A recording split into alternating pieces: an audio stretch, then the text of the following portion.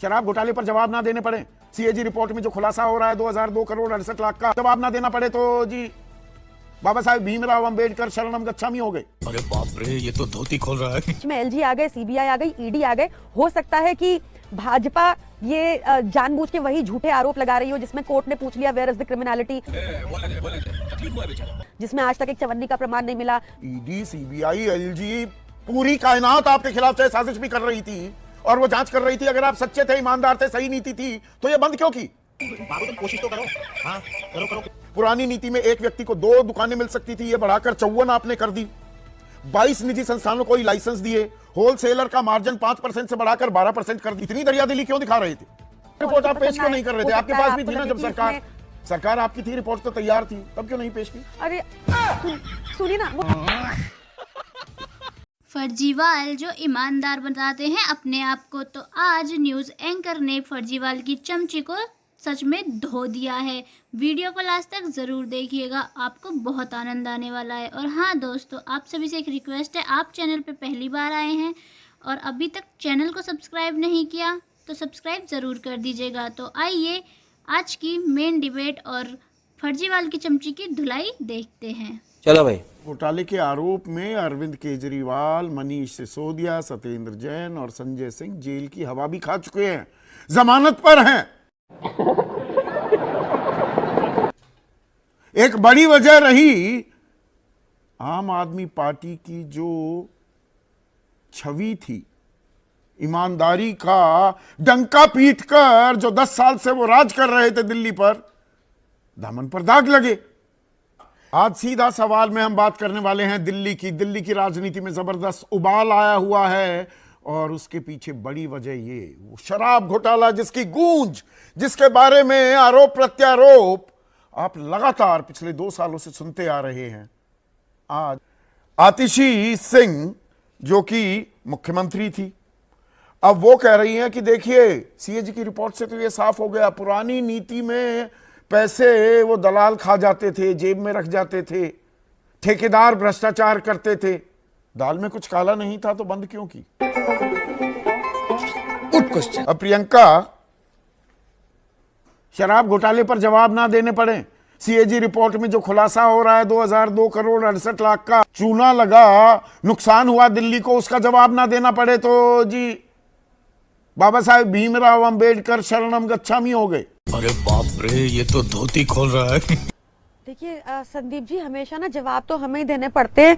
आपकी research team भी बता देगी कि पुरानी एक्साइज पॉलिसी में 2021 तक सिर्फ 41,680 करोड़ बना था न्यू एक्साइज पॉलिसी में, जिसमें सीएजी रिपोर्ट कहती है कि गवर्नमेंट का इन्वॉल्वमेंट बिल्कुल बंद हो गया। उसमें रोल बैक होने से पहले हमारा 6830 करोड़ का मुनाफा हुआ, प्रोजेक्टेड 8911 था। और ये क्यों हुआ? क्योंकि बीच में एलजी आ गए, सीबीआई आ गई, ईडी आ गए। हो सकता है कि भाजपा ये जानबूझ के वही झूठे आरोप लगा रही हो जिसमें कोर्ट ने पूछ लिया वेयर इज द क्रिमिनलिटी,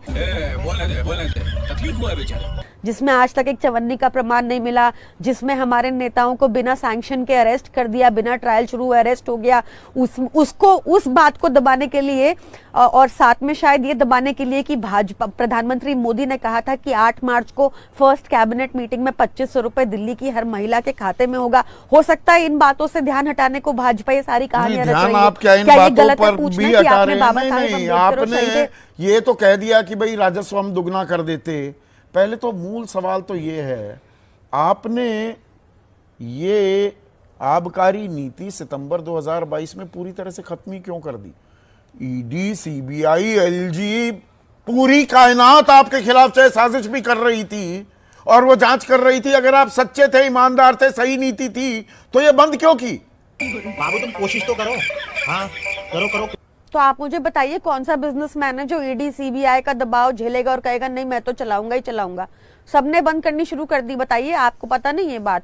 अब पुरानी पॉलिसी में तो भाजपाइयों का हर बोतल पे हिस्सा था, नई पॉलिसी में ये हिस्सा खत्म हो गया। आप सीएजी की रिपोर्ट में बताइए कहीं भी आपको दिख रहा हो कि हमारे ऊपर एलिगेशन हो कि कहीं भी किकबैक की संभावना है या कहीं भी क्विड प्रो क्यो की संभावना आपको कहीं नहीं मिलेगी। सीबीआई रिपोर्ट को अभी भूल जाते हैं, अभी सीएजी रिपोर्ट पर बात कर रहे हैं ना प्रियंका, और आप तो वकील भी हैं। जो सीएजी की रिपोर्ट है, और अगर कहीं भी गलत CAG जानकारी, एक सेकंड सुनिए ना, कहीं भी गलत जानकारी दे रहा हूं तो आप मुझे उसको रेड फ्लैग भी कीजिएगा।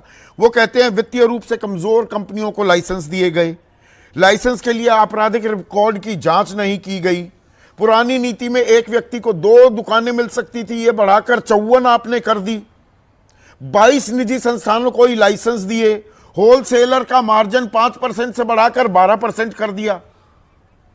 इतनी दरियादिली क्यों दिखा रहे थे? तो इसके लिए इसके लिए पहले पुरानी पॉलिसी जो 7-8 चैप्टर्स की सीएजी रिपोर्ट है, जो पहले 7 चैप्टर्स है, वो बताती है कि पुरानी पॉलिसी में कितनी सारी प्रॉब्लम्स थी। आपको उससे कंपेयर करना होगा, तब आपको ये समझ आएगा। हो सकता है ये आपको सीएजी हमारी रिपोर्ट policy आप पेश पसंद क्यों ना नहीं आए, कर रहे हो थे? आपके सकता है पास भी आपको थी ना, लगे जब कि सरकार आपकी थी, रिपोर्ट तो तैयार थी, तब क्यों नहीं पेश की? अरे मुझे अपने घर जाना है। सुनिए ना, वो भी एक नैरेटिव बनाया गया। हमने अपनी तरफ से पूरी फॉर्मेलिटीज करके भेज दिया था स्पीकर साहब को, बट आपको भी पता है हमारे साथ पिछले 4 सालों में क्या हुआ। पहले हमारे टॉप लीडरशिप को सबको जेल कर दिया, बिना सैंक्शन के, बिना प्रूफ के, बस ऐसी पीएमएलए का इतना बड़ा वो बना दिया हुआ कि क्राइम किया आज तक जिसमें प्रमाण नहीं मिला। तो पहले उसमें टाइम वेस्ट किया इन्होंने, फिर उसके बाद इलेक्शंस आ गए, उसके मतलब आपको पता है कि हमारे साथ 4 साल क्या क्या रहा।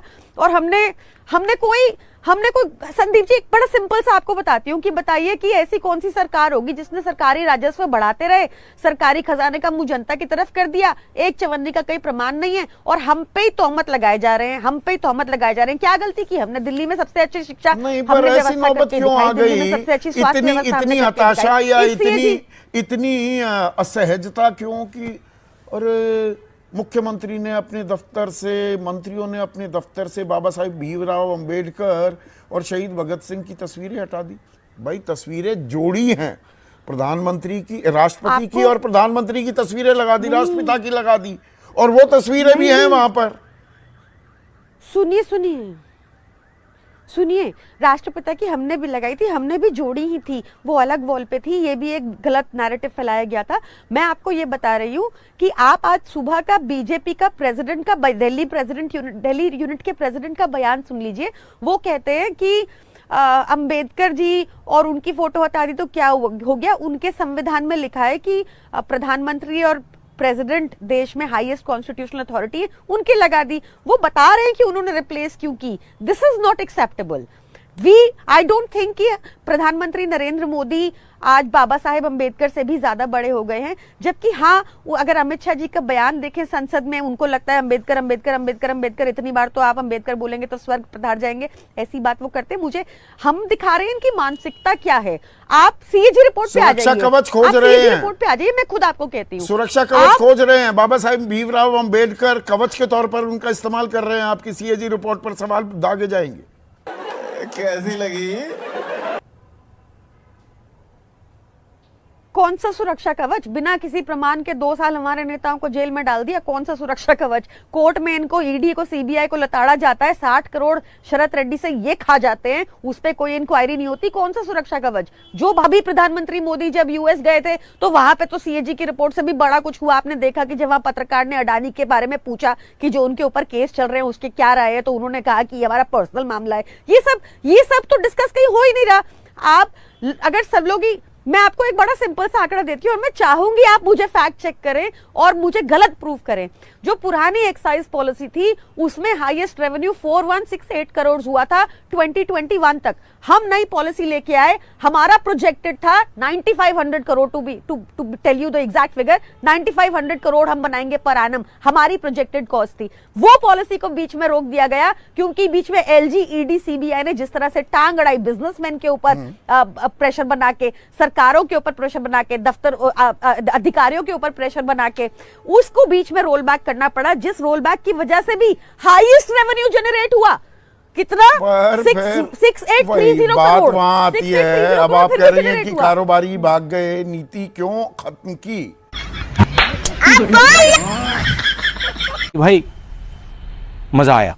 वीडियो के बारे में आपका जो भी ओपिनियन हो कमेंट में हमारे साथ जरूर शेयर करिएगा, और ऐसे ही डिबेट्स देखने के लिए चैनल को सब्सक्राइब जरूर कर लीजिएगा, बेल आइकन को भी जरूर प्रेस कर देना। तो मिलते हैं एक और नई डिबेट के साथ। जब तक के लिए जय हिंद, वंदे मातरम और मेरे सारे प्यारे प्यारे भाई बहनों को जय श्री राम दोस्तों।